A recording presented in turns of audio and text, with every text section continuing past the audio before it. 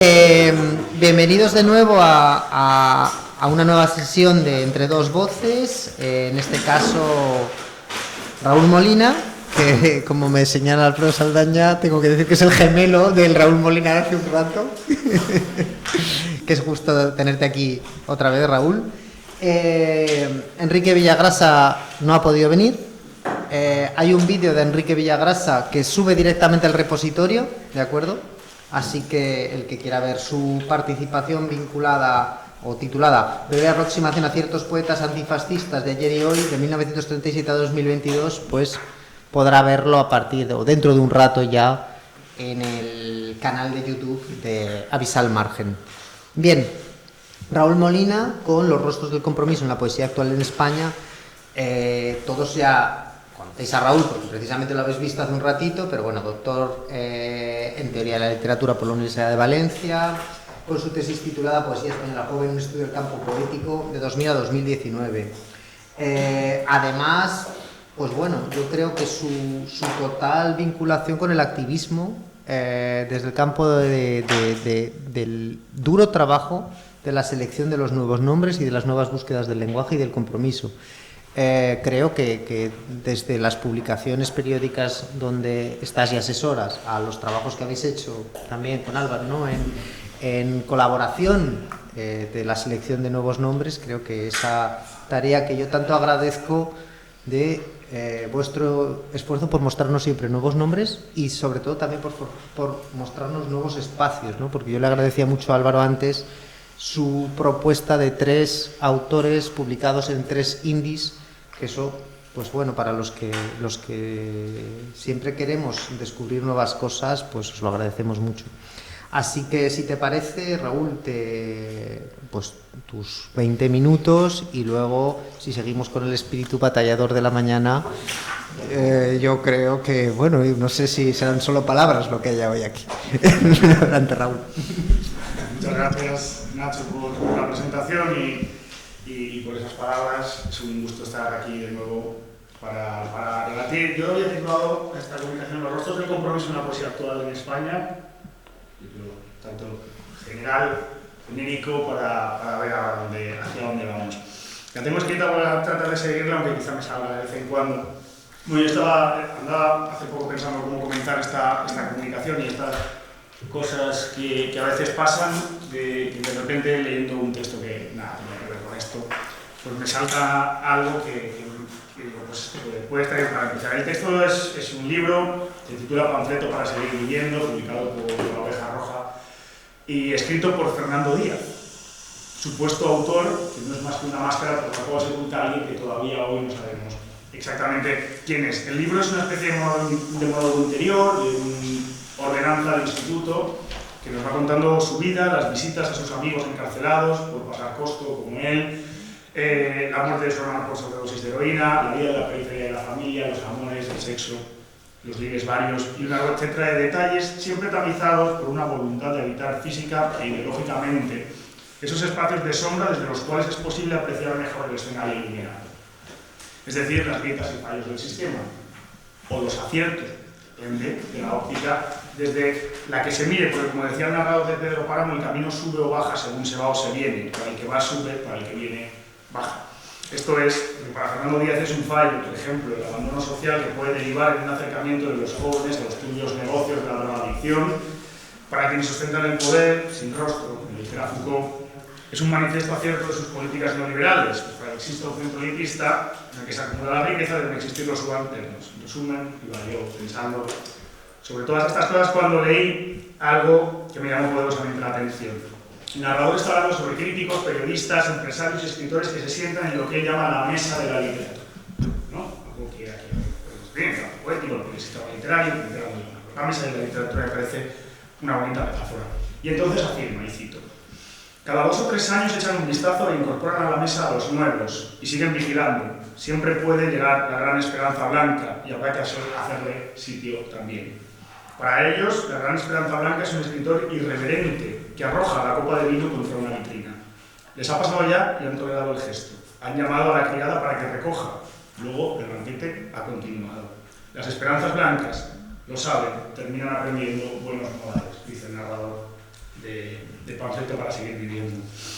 Esta mañana ya apuntábamos cosas similares en los debates que ha ido habiendo a lo largo de la mañana. Esa necesidad intrínseca del campo poético de matar al padre para ocupar un lugar en la mesa de la literatura.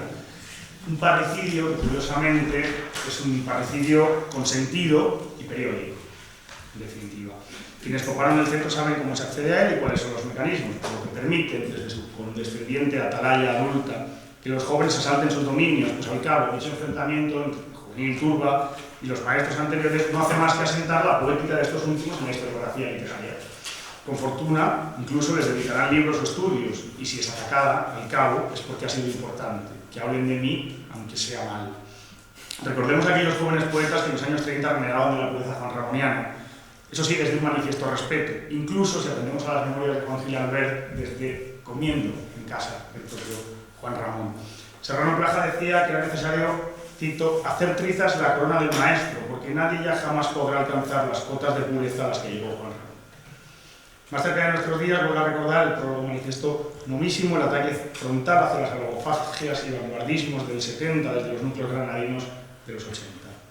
Disenso, sí, pero desde unas posturas asimilables para todos los miembros del debate.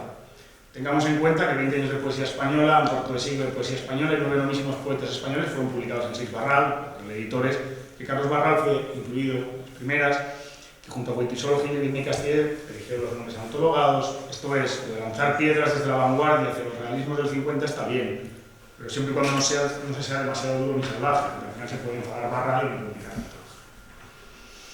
Esos prólogos, artículos, manifiestos son precisamente la copa de vino que la gran esperanza poética blanca rompe contra una vitrina mientras los demás, tranquilamente sentados en la mesa, paladean con gusto las mieles del éxito literario y se miran entre ellos, cómplices, recordando que hace 10 o 15 o 20 años también derramaron el vino y desafiaron a los presentes.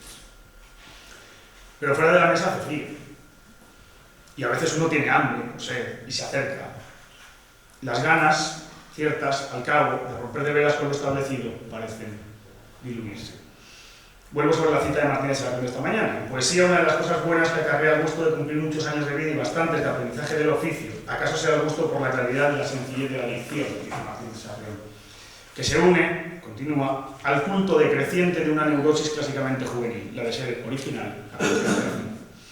Y entonces, cuando se sienta en esa mesa, está diciendo que su poética es capaz de incluir el tan criticado discurso del poder y que podrá, permítaseme, sacar los pies del tiesto de vez en cuando, pero siempre dentro de lo asimilable. Anótese que esa idea de sacar los pies del tiesto tiende en el campo poético español a significar dos cosas. La primera, abandonar el realismo para hacer algunas incursiones vanguardistas, habitualmente de cariz surrealista, que están permitidas, premio Nobel de Alexandre mediante, o tender hacia cierto simbolismo esencialista y en ocasiones fragmentario, es decir, renovar un poco a Juan Ramón, a Machado, a cierto nivel. En la historia de la poesía española sucede que quienes no han aceptado introducir en su poética los cauces de lo aceptable y asimilable han quedado relegados a otra sala, fuera de los focos o de los micrófonos. En un texto no demasiado teórico, decía Guillem Martínez, más bien periodístico, una cita bastante interesante. Dice: la cultura española es una cultura de pentagramas estrechos, en los que solo es posible escribir determinadas novelas, artículos, poemas, sin salirse de la página o ser interpretado como un borrón. Una cultura formulada para realizar pocas formulaciones. Ello habitualmente, y de esto estábamos hablando precisamente esta mañana aquí, cuando hablábamos de la crítica literaria, ¿verdad? Ello habitualmente, digo, ha sucedido por varios motivos. Es decir, ¿por qué podemos quedar relegados a otra sala en la historia de la literatura española? Motivo número 1, ser un mujer. Y ello será hasta bien entrado los años 2000, hasta bien entrado el presente más absoluto. Es decir, si lanzo una pregunta, ¿cuántos poetas de la experiencia podéis decirme antes de citar a Ángeles Luna? ¿Cuántos poetas de la conciencia podéis decirme antes de citar a Isabel Pérez Montalbán, sin ir más lejos? 2. Por no estar asentado en los principales focos editoriales del país. También hablábamos antes de esto, ¿no? Recordemos que tuvo un premio Cervantes como Gamoneda, un comienza a ser reconocido, también publica Lápidas en Trieste y Edad en Cádiz, ahora el primero, en la Bonais, estaba en Madrid. O que a Gil Albert ni siquiera lo conocen en Valencia, hasta que no publica con Ognos su antología Fuentes de la Constancia, gracias a Carnero, gracias a Simón. Tercero, por mantener en el tiempo una poética irreverentemente vanguardista y politizada, por eso también puede ser fuera del centro, ¿no? Es decir, pensemos, por ejemplo, en Aníbal Núñez, en Vian, en Jan de Pont, en Nori, etc. Cuarto, por mantener en el tiempo una poética irreverentemente realista y politizada. David González, Antonio Orihuela, por ejemplo. 5. Por mantener unas posiciones ideológicas externas al discurso del poder neoliberal en la escritura poética y también en la ensayística. Quinto motivo, y podríamos nombrar muchos más. Hablamos, por supuesto, digo, desde un punto de vista sincrónico, es decir, de afectación directa durante la etapa creadora. Ello, a su vez, provoca cierta invisibilidad crítica, tanto periodística como académica, en muchas ocasiones, aunque evidentemente espacios, grietas, decíamos antes, por las que emerge. Digo, la imposibilidad de optar a premios relevantes y una extrema dificultad para acceder a las editoriales de más prestigio y difusión si se habla desde esas poéticas, ¿no? Y he dicho sincrónico porque es cierto que a veces lo diacrónico al final, y también hablábamos de eso, ¿no? Al final acaba por encauzar determinadas poéticas dentro del campo literario. Tenemos, por ejemplo, la labor que hace hoy en día Torremozas, las autoras del 27, o la labor de recuperación de poéticas como las de Ullán, Aníbal Núñez, Ori, etc., por parte de editoriales ya de más prestigio. Pero años después, ¿no? Incluso después de Marx. Es cierto, sin embargo, que otros muchos siguen habitando los helados anaqueles de las librerías de viejo. Y no porque fueran peores, pues en poesía, ¿qué es ser peor? Ser peor o mejor poeta es un requisito para el acceso al campo poético, según qué estándares, podríamos preguntarnos. Es cierto que se puede requerir cierta pericia estética, pero una vez alcanzado ese mínimo, ¿qué pasa? Es posible comparar poetas por criterios de calidad, más si cabe cuando sus bases y fundamentos responden a teorías completamente diferentes, incluso dentro de la propia mesa de la literatura. Tendríamos claros problemas. ¿Es mejor poeta Luis García Montero que a las Salas? ¿Es mejor Chantal Mayar que Luis Muñoz? ¿Nos quedamos con Mestre o con Vicente Gallego? ¿Es Gil de Viedma mejor o peor que Gamoneda? ¿Espadas como labios o rayo princesa? Aquí el tema no va de calidad, nunca ha ido de eso. Lo cual no quiere decir que la inmensa mayoría de las poéticas pues, sean un interés estético. A pesar de que haya sido un recurso habitual en muchos artículos y reseñas que en apariencia permitía justificar la publicación de tal o cual poeta, recordemos que también lo citábamos antes, aquella crítica a los esencialismos que realizó Alicia Bajo Cero en Poesía y Poder. Segundo, la concesión de un premio, aunque esto haya sido un recurso habitual para justificar la publicación de tal o cual poeta, la concesión de un premio o el común entendimiento de que X escritor merecía sentarse en la gran mesa de la literatura. Yo creo que de lo que va es de compromiso. Voy sobre el tema, ¿no? Y de que jugamos no tanto con la variable de cantidad. ¿Cuánto compromiso hay en tu obra? Con esa, sino con una variable de ideología literaria. ¿Con qué hace falta estar comprometido para acceder a los cauces de difusión y de legitimación necesarios para la aceptación de los principales agentes del campo? Yo diría que hace falta estar comprometido desde varios frentes, y además que es una respuesta que tiene un carácter plenamente epocal y que tiene que ver con las líneas que se están jugando. Como digo, primero, con el funcionamiento, un compromiso con el funcionamiento interno del campo poético y de las relaciones que se establecen entre sus agentes. Es decir, estar comprometido con ese funcionamiento. Cuando estaba pensando esto, abrí Google Chrome y me salió una noticia del Ayuntamiento de Madrid que era sumamente interesante. Del Ayuntamiento de Madrid. No tiene nada que ver con la poesía, pero creo que es bastante interesante. El Ayuntamiento de Madrid hace un listado, un ranking de vulnerabilidad barrial para que los barrios puedan acceder a ayudas públicas por parte del Ayuntamiento de Madrid. Y el primer puesto de esa clasificación ocupa el barrio de Ibiza. No sé, para los que no conozcan Madrid, Ibiza es un barrio que está pegado al Retiro con unas rentas medias de 60.000 euros. Y unos restaurantes de unos restaurantes de lujo. Y además se consigue quedar el primero porque considera el Ayuntamiento de Madrid que el barrio de Ibiza no tiene zonas verdes. Porque hay una calle que lo separa del Retiro. ¿Vale? Pero ya no pertenece a su barrio, como hay que cruzar la calle. Bueno, entonces esa noticia que a mí me salta en Twitter, alguien dice, en un tuit, dice, el algoritmo del Ayuntamiento de Madrid no funciona demasiado bien. Y le contesta otro. Dice, o quizás ha funcionado a la perfección. ¿No? Y ahí está. Ahí está la clave, saber cómo funciona el algoritmo del campo y en tener la voluntad de participar en el juego de fuerzas y favores que se dan aquí. Primera variable. Segunda, me remito a la historiografía. En la mayoría de las ocasiones ha hecho falta comprometerse con cierto tipo de realismo. Por eso hablábamos de la historia de la literatura española como un continuum realista con ciertos excursos vanguardistas. Lo que podríamos llamar un realismo figurativo, que a pesar de que en algunas ocasiones guarda cierto cariz crítico, siempre es asimilable por el sistema. Ello lo vemos en todo el siglo XX, desde el modernismo hasta la poesía de la experiencia, sobrevolando los magisterios de Darío, Juan Ramón Machado, cierto Cernuda, precisamente el más inglés, cierto Lorca, no el de Poeta en Nueva York, que el Poeta en Nueva York es como un libro que para todos es un emblema, pero a nadie lo copia, ¿no? Copian a otro Lorca.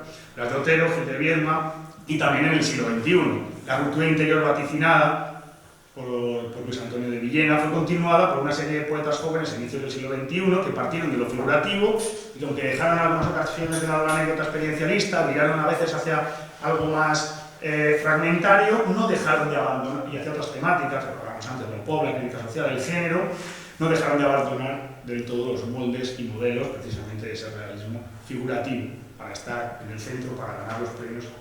Hacía falta continuar esa vía a principios del siglo XXI.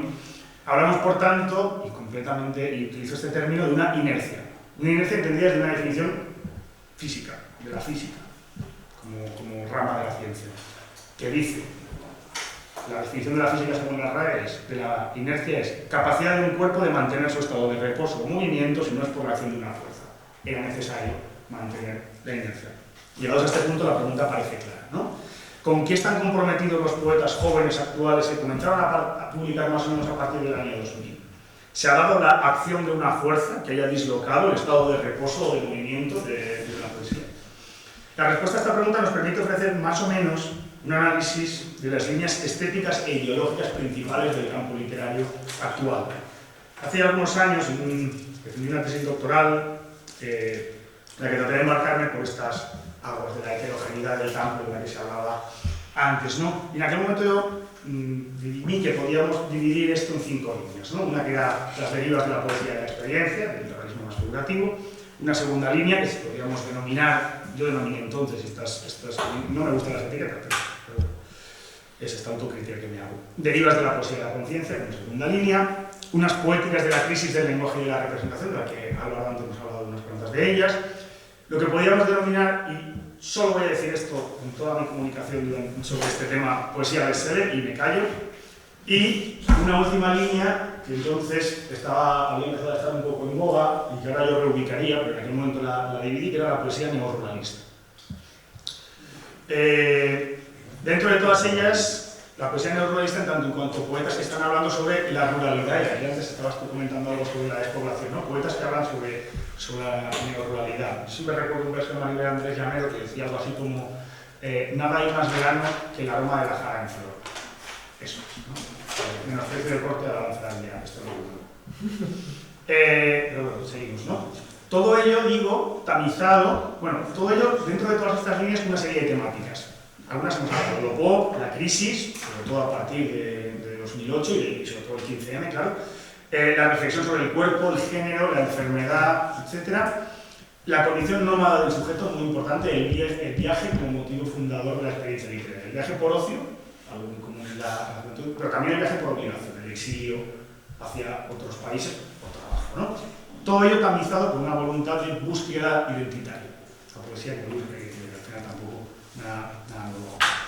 Pensando sobre ello, creo que podemos realizar una agrupación diferente, un tanto más concisa, que pueda atender a la noción de compromiso, vinculando esto con la noción de compromiso. La primera que diría yo sería, de nuevo, derivas de la poesía de la experiencia, una poesía comprometida con un lenguaje figurativo, que atiende a diversas tradiciones, a una línea más experiencialista, y tendríamos una poeta joven como Paula Bozalobo, por ejemplo, experiencialista monteriana, al monólogo dramático tal y como lo entendió Gil de Viedma, y están, por ejemplo, las reformulaciones que hace Ben Clark, Daniel Fernández Rodríguez, Laura Casillas, Marta Asunción, Verónica Aranda, por ejemplo, todas estas dos últimas tamizadas mucho por el motivo del viaje constantemente.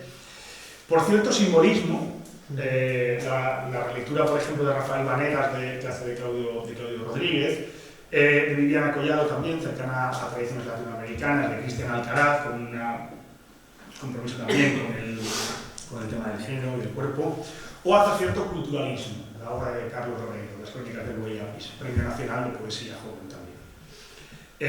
Y muy poco conocida porque Carlos Loreiro no ha escrito nada más después, se ha arrimado al mundo de la poesía. Hoy en día creo que podríamos ubicar también buena parte de las poéticas neoruralistas en este marquete. María Sánchez, María Andrés Llamero, María García Obrero o Flora Fernández de Una Paz Europea. Segundo, derivas de la poesía de la conciencia crítica, poéticas comprometidas con, como dijera García Teresa, poner de manifiesto el conflicto socioeconómico y político de manera vertebradora en sus versos a partir de retóricas muy diversas. Desde un realismo crudo, Levi Olmeda, La Tacatana, Francis Doble, cierta tendencia hacia un eclecticismo pop pero politizado, David Refollo, incluso David Refollo desde los cauces no propios de aquí, porque David Refollo publica en Visor. Una dicción más torrencial, similar a la propuesta que en su momento hizo, por ejemplo, Enrique Falcón, como puede ser la obra de Antonio Martín Corrales, o cierto alejamiento del realismo para la simbolización de la barbarie, la obra de García Teresa, por ejemplo. Tercero, las poéticas de la crisis del lenguaje y de la representación. Para mí son verdaderamente interesantes en el panorama actual. Comprometidas con un trabajo formal exhaustivo directamente vinculado con las ideologías de las vanguardias. De las vanguardias históricas, pero también de las vanguardias más cercanas a nosotros. La recuperación que hacen ellos de las teorías y de la poesía de Ullán, de Aníbal Núñez, de Ori. Por ejemplo, antes citado a Cristian Piñol con la recuperación que hace de Ori. También la recuperación de otras poéticas extranjeras. Aquí los nombres son muchos, ¿no?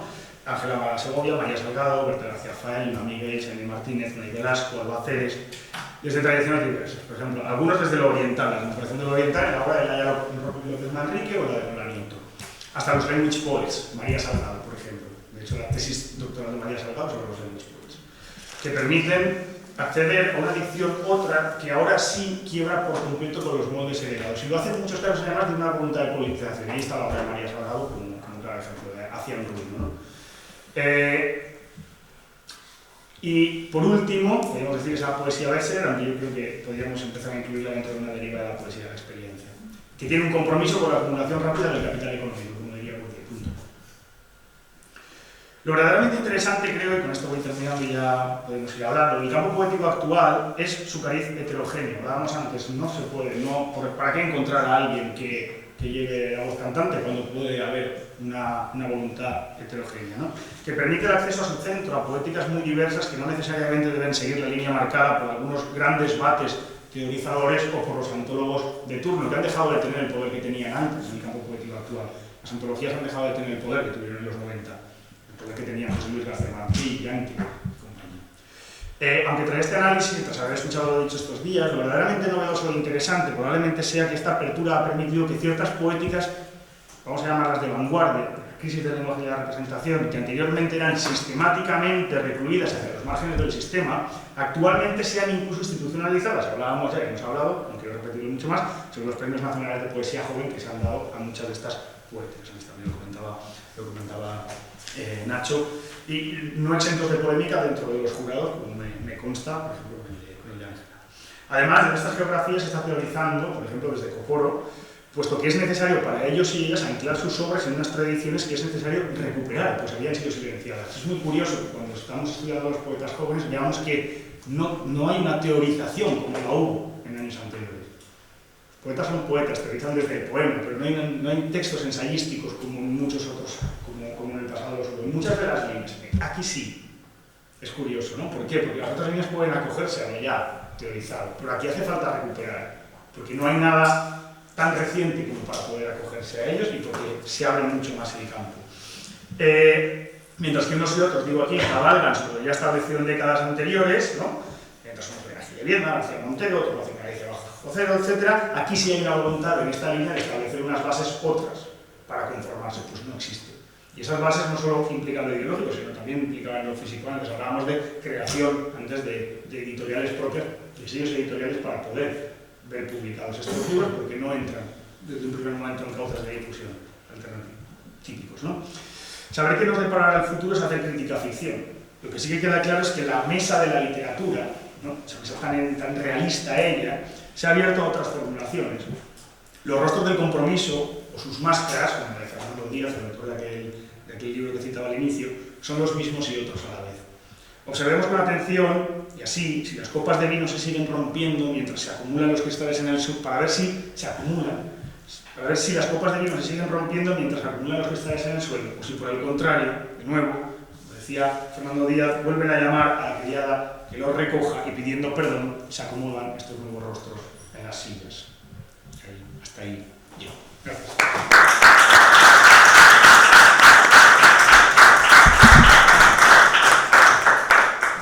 Muchísimas gracias, Raúl, y gracias por el trabajo y por el posicionamiento.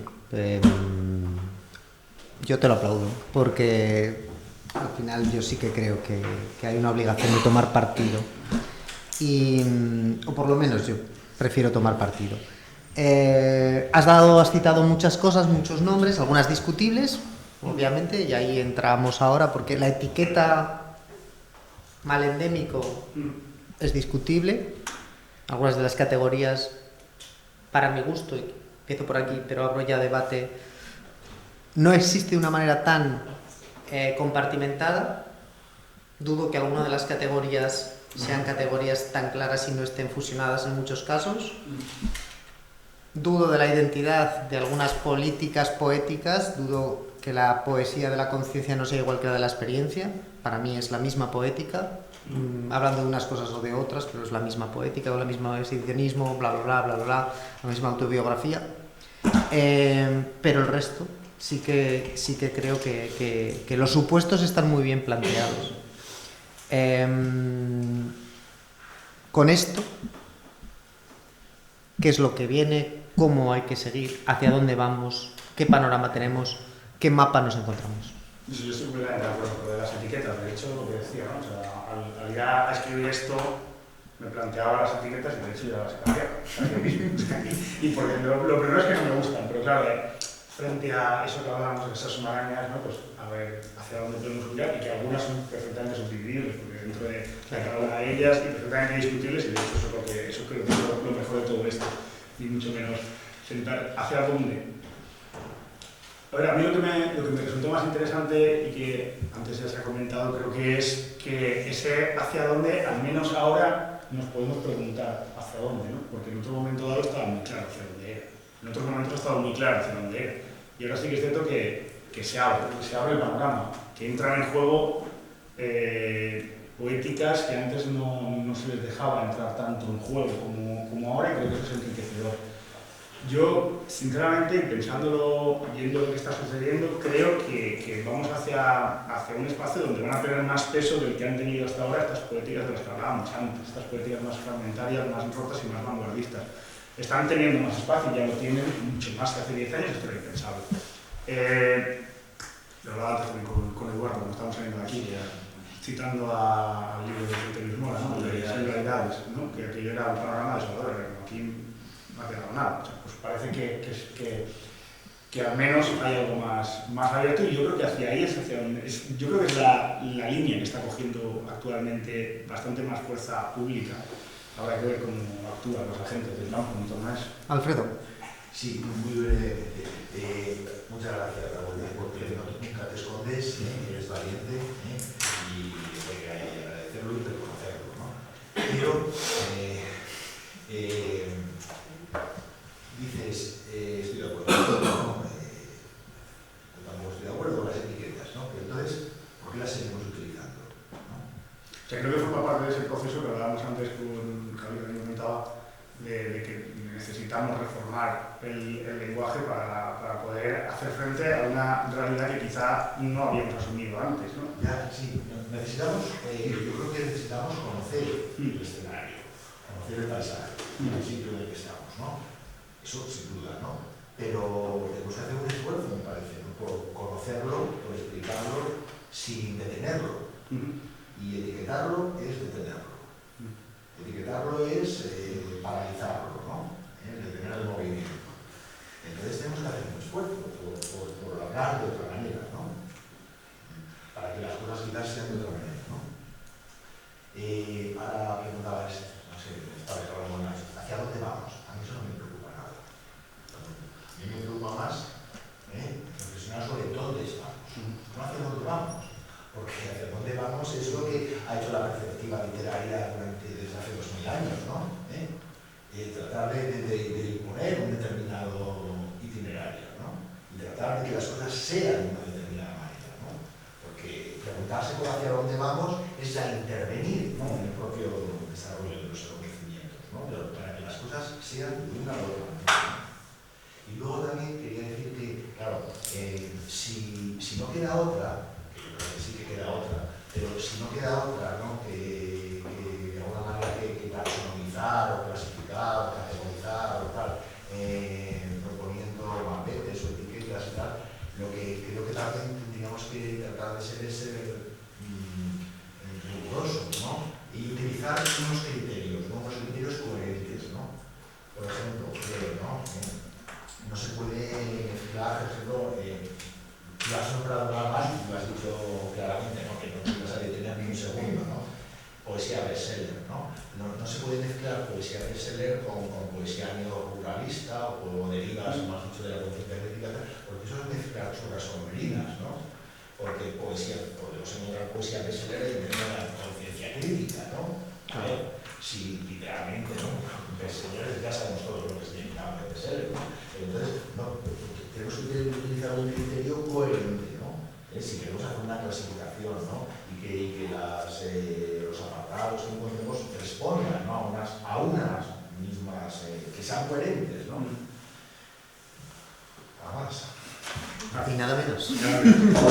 A ver, en cuanto a lo de... Claro, es decir, yo también estoy de acuerdo contigo en cuanto a lo de la perspectiva, ¿no? En ningún caso marcar lo por venir, sino tratar. Yo decía, y me gusta utilizar mucho un verbo, porque no todo aquí nos está diciendo esto, que es al final cartografía, ¿no? Es decir, como establecer un poco la leyenda de un mapa que se está conformando día tras día. Por eso, nosotros cuando hicimos una antología decíamos lecturas del desierto, porque la imagen del desierto, aparte de tener una fuerza poética evidente, potente, ¿no? Muchas veces, pero el desierto tiene algo muy interesante, es que el desierto es cambiante, nunca es igual. Es decir, porque lo que hoy es una duna alta, mañana ha desaparecido y hay un camino a su través, ¿no? Es un poco cartografiar eso. En cuanto a lo de la poesía de ser, sin querer entrar mucho ahí, o sea, yo creo que también hay alguien que pertenece a una categoría distinta. O sea, antes lo estaba hablando con Cristina, que ¿no? Esto es como si una historia de la literatura de repente, después de hablar de qué sé yo, pues de Goytisolo y de Luis Martín Santos, le dedicamos un capítulo a Marcel Lafont Estefanía y a Colin Taylor. ¿No? Es decir, que es importante por muchos motivos. Probablemente sean los autores más leídos de España en el siglo XX. Y entonces, en cuanto a estudio cultural, yo sí que, por justificar de alguna forma el por qué incluir a veces esta etiqueta, sí que diría que responde a algo que ha sucedido fuera de los textos a veces, ¿no? Algo que es extratextual, que es cómo cómo los grandes nombres de la poesía de la experiencia se han acercado a ellos y han apadrinado a determinadas personas con el objetivo de perpetuar un poco todo esto, ¿no? Es decir, Margarit, premio Cervantes, le escribe el prólogo a Elvira Sastre, de la que Benjamín Prado dice que es la gran poeta que está esperando la España actual, es un libro publicado en Visor. A la vez que paralelamente hay un premio internacional de poesía de Melilla que se lo lleva, no recuerdo el nombre sí, Loreto Sesma. Se lo lleva Loreto Sesma, ¿no? Es decir, que hay una voluntad de integración ahí. Eso es lo que, a nivel extratextual, a nivel textual no lo creo. Pero en este momento, quizá, dentro de toda esa corriente, lo que hace Elvira Sastre, no voy a decir salvable, pero no es lo peor. No es lo peor, no es de French. Por ejemplo.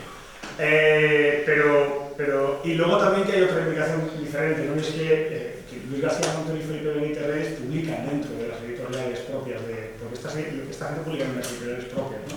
También te creo que a Move tu Lengua, la editorial que publican ellos. Tiene como una implicación que a mí me parece interesante más extratextual que textual. Valparaíso también. Valparaíso también, hay sobre todo los cachorros. Valparaíso. Move tu lengua es lo que antes fue Frida Ediciones, ¿no? Pero bueno, ya ahí. Pero sí, o sea, yo creo que el objetivo final que yo primero hay que tender es a tratar de ver de qué manera podemos difuminar esas etiquetas para estudiar mejor cómo heterogéneo es el campo. A mí se me hace, o sea, a mí se me hace muy difícil, porque creo que estamos muy acostumbrados a ese discurso de las etiquetas tantas veces, ¿no? A veces incluso habrá que ver de qué manera podemos salir ahí. Habrá que ver de qué manera podemos estudiar algo tan vasto sin encauzar tanto los temas. Y ese es el reto. Antonio Méndez. Sí, yo creo que quería intervenir para agradecer pero para agradecer el tipo de trabajo o el tipo de intervención de Raúl, más allá de Raúl, en el sentido de que la propuesta que se está poniendo sobre la mesa ya es una propuesta orientada a que vayamos más allá de ella. O sea, no es una propuesta de una mirada que quiere ser vista, o sea, no quiere llamar la atención sobre ella misma, sino que quiere llamar la atención sobre las contradicciones del campo, justamente. Por ejemplo, una de las contradicciones del campo es el mezclar churras con merinas. Entonces, a ver si nos entendemos, porque como está todo agua revuelta, ¿cómo es esto? Yo creo que es ganancia de pescadores, ¿no? Entonces, el río viene preparado no para que pesquemos, sino para ser pescados. Así que yo estudiando, hablo así como si estuviera seguro, que hago un prólogo sobre todo lo que voy a decir, es parcial, que va a ser. Vale, ya lo definí. Entonces, yo no veo una propuesta. Me parece necesario que vayamos en esta línea, no en la de Raúl, sino en el tipo de aproximación que Raúl defiende como otros muchos. Yo me puedo incluir, por eso también lo defiendo. No lo veo clasificatorio, o sea, lo veo un gesto, porque el clasificar tiende a cerrar, es como encasillar. Y yo creo que aquí lo que hay es un gesto de abrir, destapar, abrir los cajones, porque es que esto viene encajonado. A ver. O sea, no es que yo tenga el afán de meter en cajones, sino que esto viene en cajones y al abrirlos para ver qué demonios está pasando aquí, porque esto va aquí, esto va aquí, esto va aquí, puede producir el efecto de que tú estás manejando cajones para entrar en el campo. Y es a la inversa. O sea, yo creo que esto, el trabajo o parte del trabajo que toca hacer es ver cómo demonios estás organizado en cajones, no para volver a cerrarlos otra vez, sino para acabar con ese tipo de dispositivo que sí que es clasificatorio, pero porque la realidad viene así, no sé si está quedando claro lo que en ese sentido hay que ser coherentes, claro que hay que ser coherentes, pero es que tenemos que mancharnos las manos con un río que baja revuelto, que de coherente no tiene nada, y que se ha jugado la baja de la coherencia del supuesto panorama, desde mi punto de vista, vuelvo a decir, en un sentido doble, hay términos, ¿no? Que son como las dos caras de la moneda. Uno, el famoso efecto democrático. O sea, que aquí ya todo vale y que desde los 80 a los 90 pues cualquiera puede hacer lo que quiera, que esto es un pluralismo, que aquí el que no llega lejos es porque no vale y el que llega lejos es porque sí que ha valido. Y lo demás son historias. Entonces, ese todo vale, ese es el impulso de fuerza de la inercia de la calavera. O sea, como todo vale, pues ahora ya tú te apañas. Y si no te has apañado bien, pues lo he hecho mejor. Y por debajo del todo vale, entonces volamos. Primero, una serie de etiquetas que son las representativas de como todo vale, esa es la que más vale. Por ejemplo, pues ya de la experiencia, que es la más fácil, que no la hemos creado nosotros, y yo acabaría con ella, pero es que está ahí. O sea, tampoco, o sea, me parece que parte del ejercicio crítico es no tanto postular, sino empezar escuchando cómo viene el campo. O sea, ¿qué se nos está presentando? Entonces, el campo viene diciendo todo vale para luego colar la etiqueta de lo que más vale, de todo.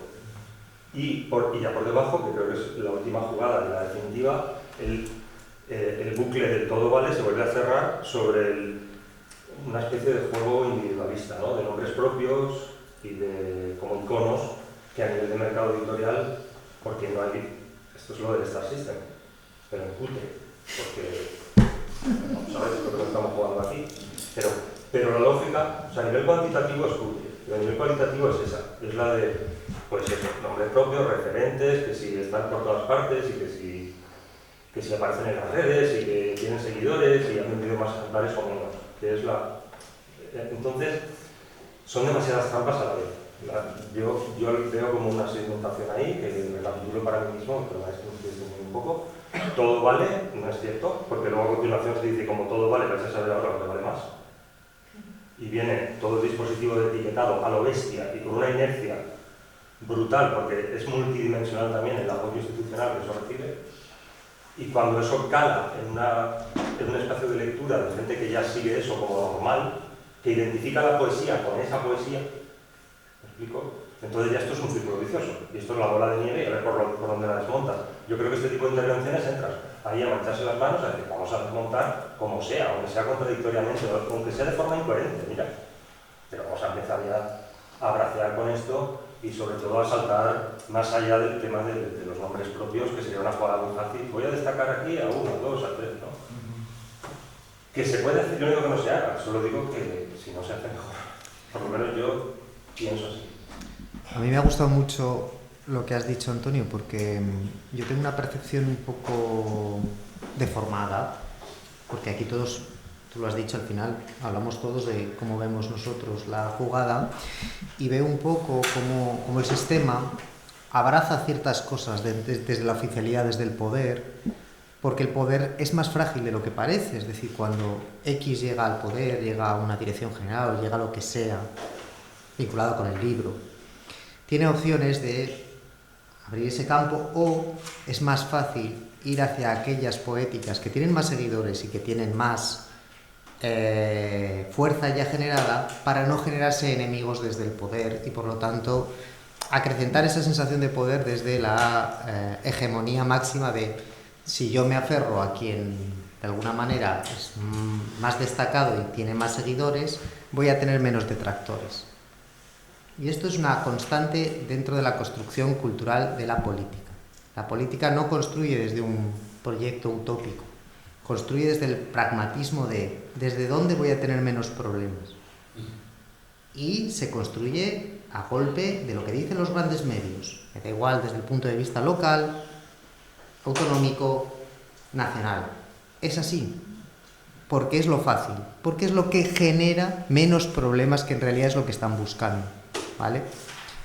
En esta suma de elementos, por eso es tan trascendente ser capaz de nombrar las cosas que no están bien para decir que no están bien, y es verdad que seguramente sería mejor hablar de lo que está bien sin tener que... Pero es que si no nombramos lo otro, es muy difícil ir a una construcción de la utopía posible. Y me callo porque... Sí, claro, pero es que aquí yo creo que no estamos hablando del lenguaje de la política, sino del lenguaje de la crítica, ¿no? Claro, Alfredo, pero no podemos negar que eso existe. Es decir, claro, podemos... No, mundo estanco, una burbuja. No, pero yo tampoco creo que tampoco estoy en las nubes, ¿no? Pero evidentemente no se puede negar una realidad literaria, política, ¿no? Que es la que nos está condicionando el propio discurso. Pero el discurso tiene que ser un discurso crítico. Y evidentemente, claro que sí, ¿no? Todo vale. Si todo vale, nada sirve, evidentemente, ¿no? Eso está claro. ¿No? Y evidentemente tenemos que conocer la realidad y tenemos que fotografiarla y tal, ¿no? Pero probablemente no necesariamente con las palabras de la tribu, porque las palabras de la tribu no sirven, ¿no? Habrá que fotografiar esa realidad con otras palabras, ¿no? Y Raúl está en condiciones de ir, me parece, un paso más allá. Lo que has hecho está muy bien, lo que has presentado está muy bien, pero se puede ir más allá. Sí, claro. Víctor. Creo que igual es algo por otro lado, y no sé si tiene interés, pero sí que me hace ruido, ¿no? el tema. Estamos en un congreso que es poesía y compromiso social, ¿no? Y No. ¿No? Compromiso. ¿No? Poesía social. Si no, yo he venido a otra cosa. Poesía y compromiso. Poesía y compromiso, vale, perfecto, vale, perdón. Bien punto de vista. Pues el verano aquí... Parte de mi paso mental ya empezaba por él. Pero bueno, aún así me parece que yo veo el problema en que es al revés, ¿no? Que es compromiso y poesía, el orden. Porque todo lo que se está analizando parte de la parte creativa productiva, ¿no? De la gente que produce textos. Pero esos textos, su punto final es un encuentro con los lectores. Y si la sociedad en la que estamos cada vez parece que está más alejada de esas posibles políticas que tuvieran un compromiso, que llegaran a lo ético, a lo social, es decir, si cada vez hablamos menos mapuche y lo que hablamos es chino o inglés, es decir, a una persona o un mundo que habla con un lenguaje, sea el chino, mientras que hay una minoría que está hablando de mapuche, es decir, hay posibilidad de que esos textos puedan encontrarse con los lectores. Es decir, la parte, ese binomio de educación y profesionalidad. Es decir, primero, cómo se educa a la sociedad para que tenga capacidad de leer esos textos supuestamente críticos o comprometidos.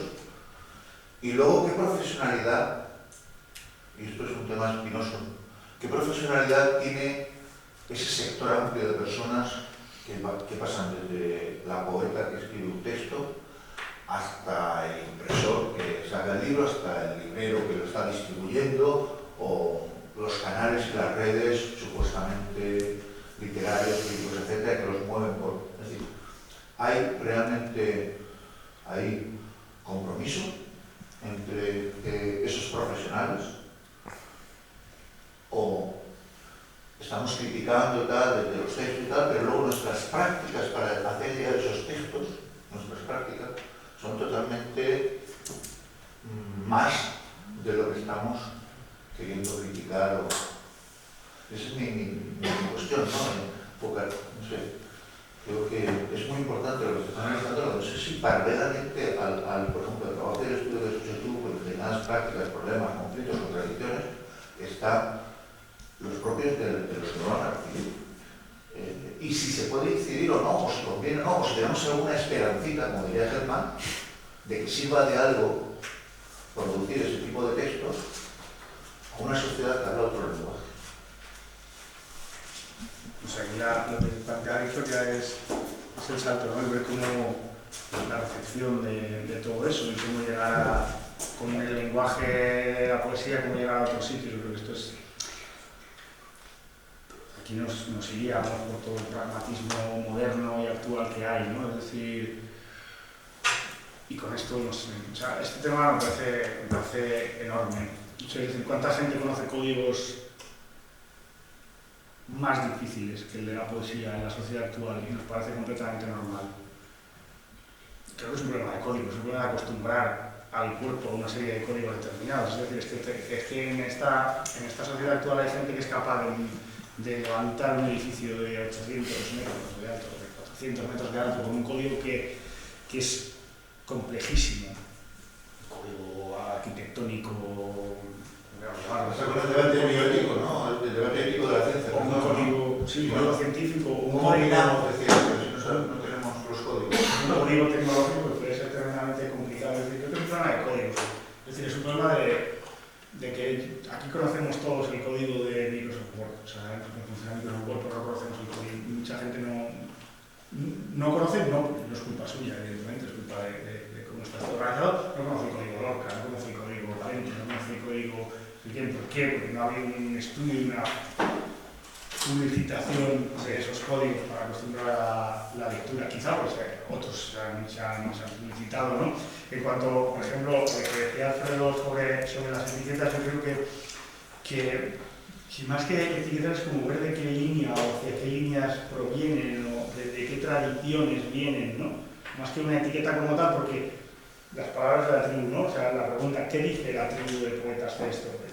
O sea, es una tribu que no se etiqueta, que huye de la etiqueta, ¿no? Yo, me parece que era... no recuerdo qué era, que en 2000 sería Carlos Pablo escribió un libro de la etiqueta, o sea, que ya había una huida de las etiquetas de la poesía. A mí no me digas poeta de la experiencia, yo no quiero ser eso, o sea, yo no quiero pertenecer a estas etiquetas, sino más bien de qué tradiciones provenimos, que al final esto es una cuestión transversal, ¿no? Es decir, la poesía como conocimiento, comunicación, al final tampoco estamos tan alejados de ese parece viejo debate todavía no cerrado y que no se va a cerrar, ¿no? Yo creo que lo que sí que es interesante con respecto a esto es que con respecto a mirar desde la tradición de la que lees, por así decirlo, de la etiqueta de la que provienes, quizás es que de alguna forma no estamos condicionando tanto la lectura, ¿no? Porque al final la lectura en una tienda está muy condicionada. Yo voy allí por el género policíaco, por el género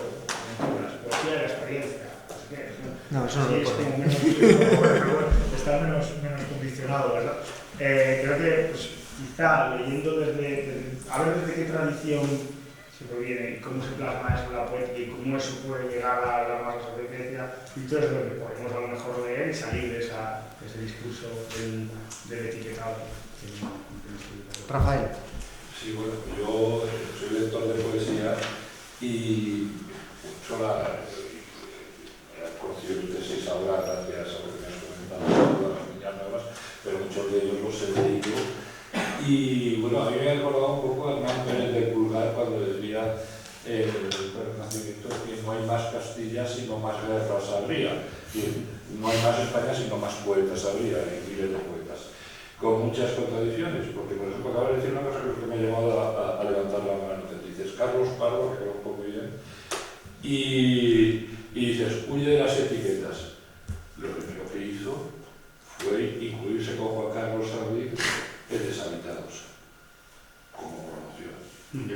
Sí, yo tengo una pregunta concreta que hizo Luis Antonio Villena. Pero lo curioso es que lo primero que hace es proponerse en un grupo que a imitación del de Castellet y de Granada lo que quiere es autopromoverse porque hay que buscar un tipo de escaparate.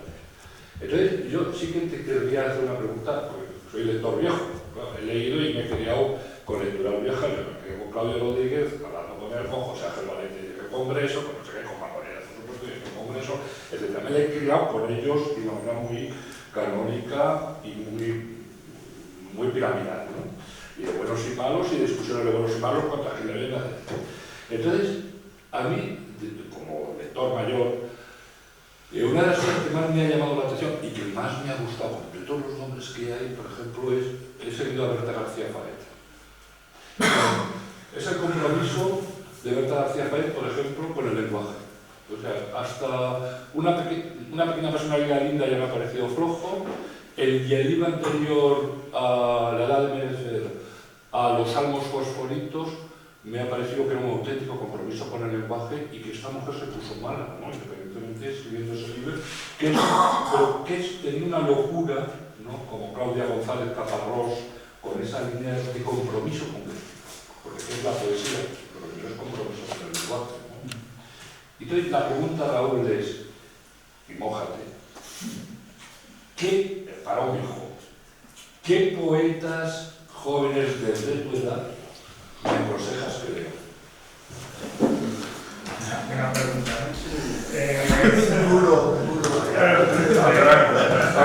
Oye, eso no para que me digas para un pescador, pero yo dije, luego hago preguntas concretas. No, por tomar un poco lo de Perdona, de meter un compromiso. Claro, estamos para comprometernos. Lo de la antología que comentabas, y ahora te comento lo otro. A mí lo que siempre me llama la atención de los últimos 20 años es que se han propuesto etiquetas antológicas como, no sé si esto lo decía yo de 12 ni de casa, lo decía, antes las promociones poéticas aparecían cada 15 años y ahora cada 15 meses, ¿no? Y ninguna ha triunfado, entonces es sintomático de muchas cosas. Ni la generación de 99, ni los deshabitados, ni los millennials, ni los que tenían 20 años estaban locos, ni ninguno de ellos, ¿no? Pero bueno, entonces, recomendaciones, vamos a ver cómo... Y otra pregunta la meto ya. ¿Y no creéis, todos los jóvenes, que es un poco locura las cosas que dice Vicente Luis Mora en las clasificaciones? Es un popurrí ininteligible, en mi opinión. Lo dejo ahí. Segunda cuestión. En la parte de poesía, no digo, pero que el cuadrito final de todas las líneas que pone, a mí, yo acabé esquizofrénico, lo he leído 5 veces. A ver, no estoy pasando, estoy preguntando cosas que me parecen un batiburrillo, los periódicos que hacen batiburrillo. Vamos a ver, dime. Las recomendaciones. Estabas hablando de Berta García Faet y de una poesía comprometida con el lenguaje, comprometida con reconstruir, no sé si llama algo así, ¿no? La lengua, con forzar la lengua un poco, hasta que se vaya a fracturar incluso, ¿no? Hasta esos puntos. Yo desde ese punto de vista, yo desde ahí creo que esta es un claro ejemplo. A mí los Salmos Fosforitos me parece que es un trabajo estupendo. Y yo creo que ahí, en una línea quizá que además sabe unar ese compromiso con el lenguaje, un compromiso quizá más politizado, podríamos decirlo, que a mí me gusta y me interesa también bastante, porque creo que es nada a la contra doblemente, ¿no? Porque es como marcar profundamente una politización, a la vez marcar profundamente un compromiso con un lenguaje, evidentemente entendiendo que todo eso está unido, ¿no? Que hay, como decía Eagleton, que hay política de la forma y que hay política del contenido, ¿no?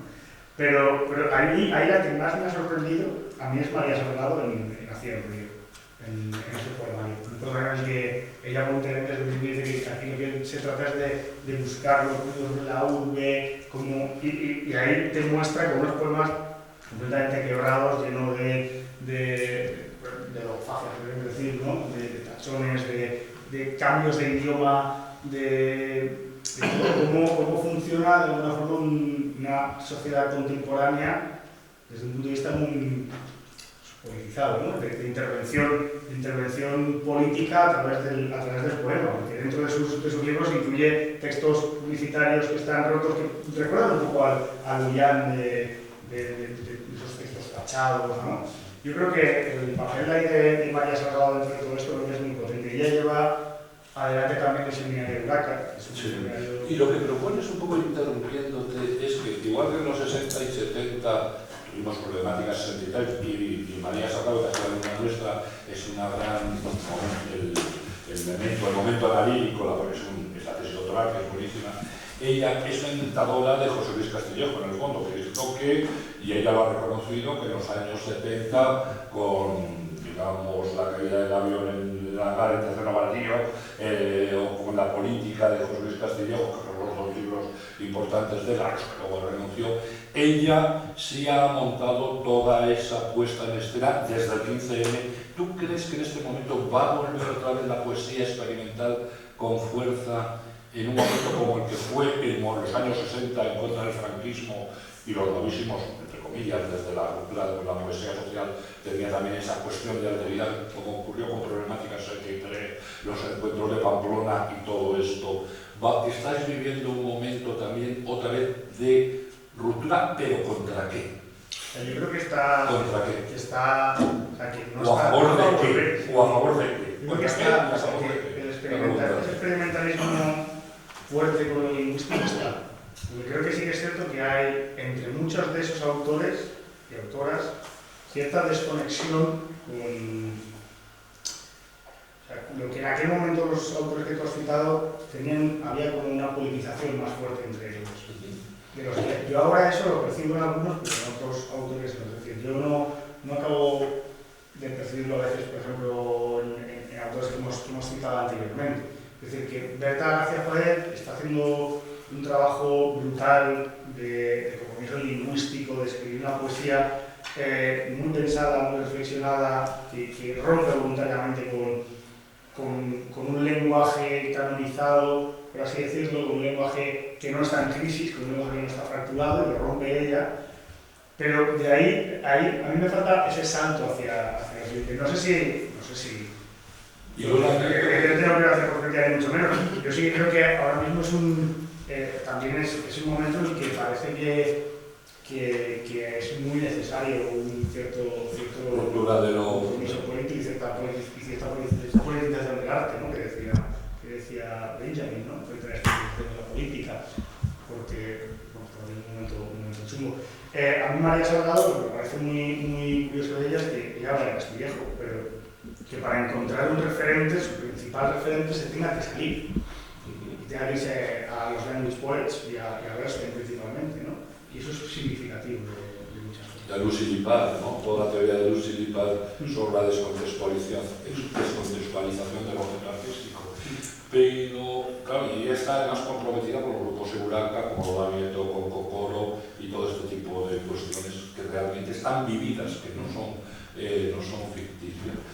Pero te hago una pregunta que yo creo que no sé si es muy arriesgada. Hay poetas a los que más que leérselos se los estudia. Por ejemplo, con Juan Gelman o con el propio Paul Celan, realmente muchas veces los estudias más que los lees. ¿Y no te preocupa a ti que, por ejemplo, Los Salmos Fosforitos, que es un libro que es una contralectura de los 77 poemas de Trilce, cuando te metes con ellos como lector sufres? Es decir, que como Aníbal Núñez nos pone muy bien, nos pone a todos, hablar de Aníbal Núñez, y nos pone muy bien porque alternativo y patatín.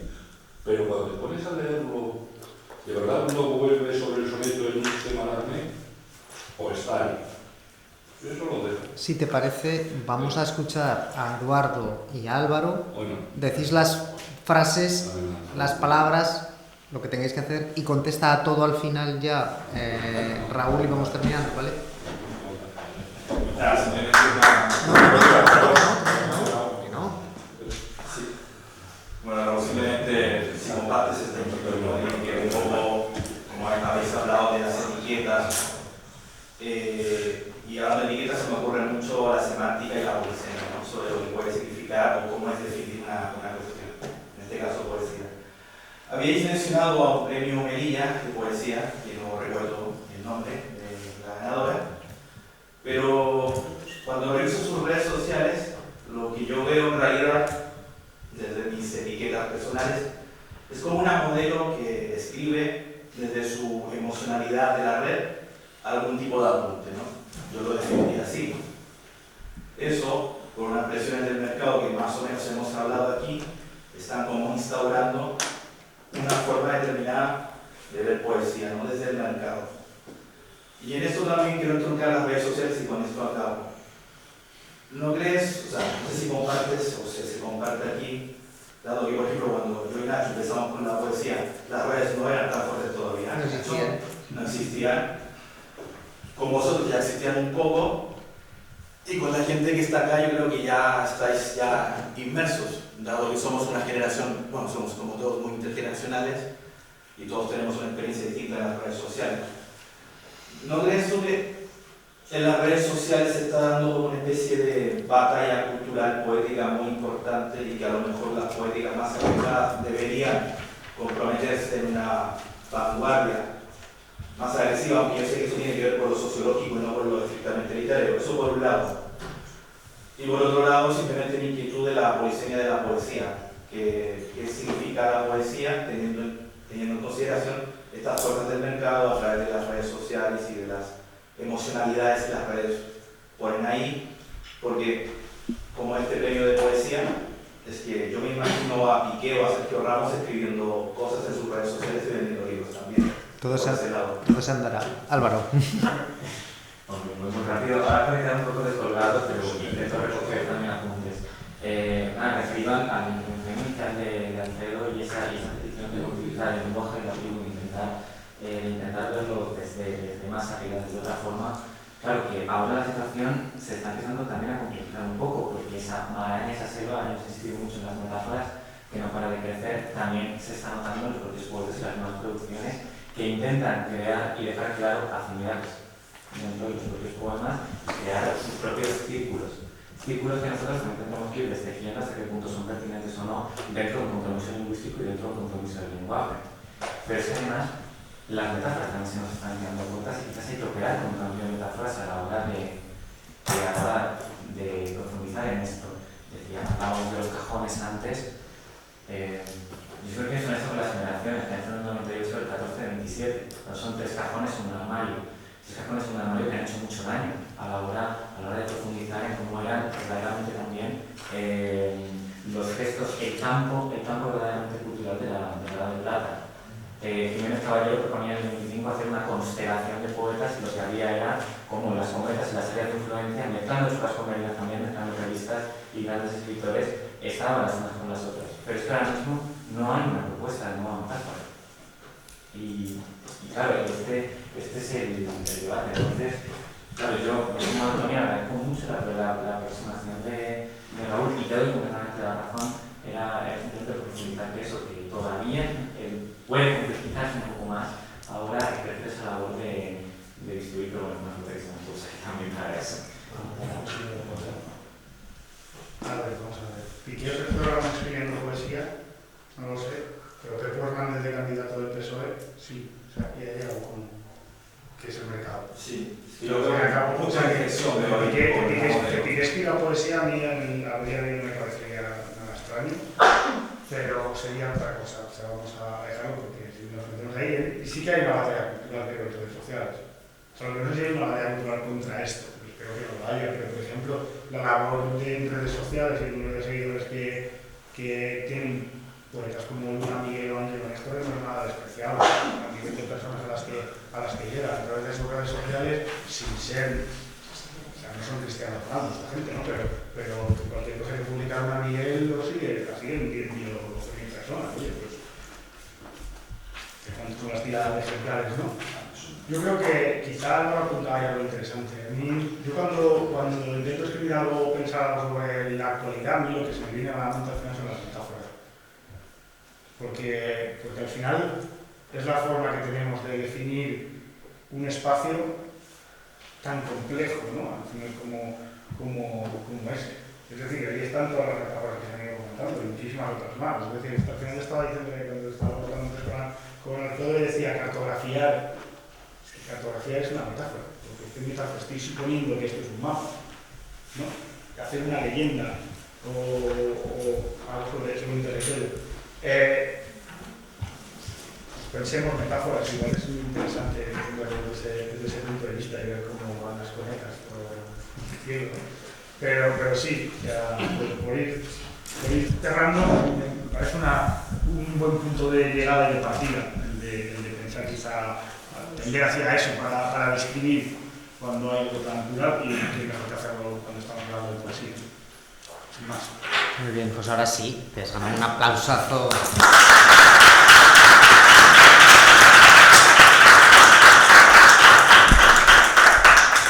A las 4 seguimos ya en el Salón de Actos, enfocando el final del Congreso, la sesión de comunicaciones con Graciela de Torres, Celia Carrasco, Nacho Tajahuerce y el fin de fiesta con Javi García de Rodríguez y Antonio Méndez Rubio.